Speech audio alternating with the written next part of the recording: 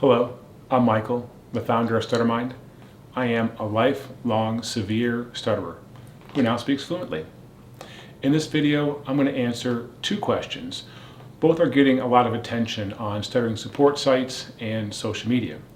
The first question is, before you speak to people that don't know you are a stutterer, should you preemptively self-disclose, let people know before you speak that you are a stutterer? The second question that I'll address is, should you say I'm sorry when your stuttering causes the listener to feel awkward or uncomfortable? Let me say before I answer, my thoughts on both of these topics have evolved and changed since I started my path to speech fluency. Okay, first question. Before you speak to people that do not know you are a stutterer, should you self-disclose preemptively that you are a stutterer? Let me say, for starters, this is not easily done. It is very nerve-wracking talking to new people, a job interview, a social situation, and before you even speak, you are already disclosing that you are a stutterer. That is very tough, very difficult. People that do that, it takes a lot of courage, a lot of bravery to own and accept the fact that you are a stutterer and to disclose that before you even get to know someone or before they get to know you. I admire that and I respect that. Now, self-disclosure in advance of talking and stuttering is really something that is encouraged by many social media sites and stuttering support groups as well. It's thought to improve the listener's perceptions of the person who stutters, and the person who stutters, it may improve their attitude towards their communications. Some believe by letting people know before you speak, it could help neutralize a potentially awkward situation. Some speech therapists even suggest that you hand out a card that says, I am a person who stutters, and you can hand that to the people you are going to speak to before you speak and let them know. Now, ask yourself, are you happy with your speech fluency? If the answer is yes, then I suggest that you continue to focus on acceptance and practicing self-disclosure. It seems to be very, very appropriate.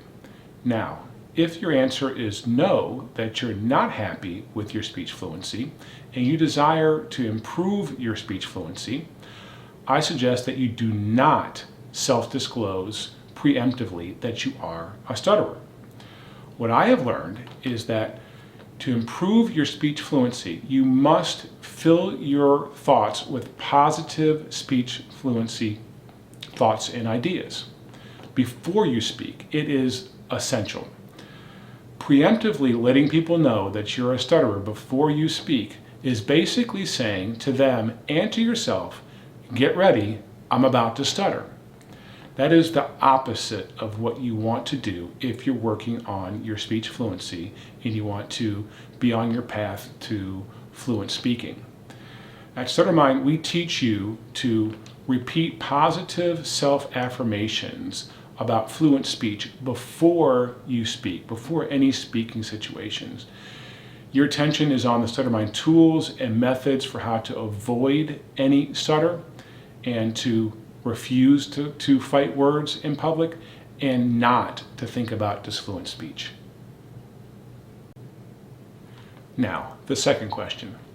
Should you say I'm sorry when your stuttering creates an awkward or uncomfortable situation for the listener? Let me just say that I have apologized for my stutter many, many times. When I have disfluent speech in a meeting or a social situation, that I am creating awkwardness and I'll start to sweat and I am pushing out words, and I could tell that the audience is uncomfortable and they're just waiting to hear me finish my sentence or finish my word, and I feel bad. I feel bad that I've created a situation where I'm making my listener feel awkward, and I would often apologize for my stutter and apologize for creating such an awkward situation. Now, there is a time and place for apologies. When we make a mistake, it is very appropriate to provide a sincere apology and recognize what we did was wrong. We know what we did was wrong, and provide some assurance that we will not do it again. Now, stuttering is not a mistake. And although you may feel bad that you're stuttering and you're creating an awkward situation, by no means should you be apologizing for your stutter. You have done nothing wrong. Furthermore, saying "I'm sorry" helps reinforce negative speech memories and will lead to more speech disfluency. At StutterMind, what we teach is to focus your attention on positive speech fluency thoughts and use the tools to avoid any stutter and to refuse to fight words in public. Please add your comments below to both of these questions, and I'd love to hear from you and to hear what other topics or questions you'd like me to address in future videos. Also, check out StutterMind.com. Learn more about my lifelong struggle as a severe stutterer and my path to speech fluency.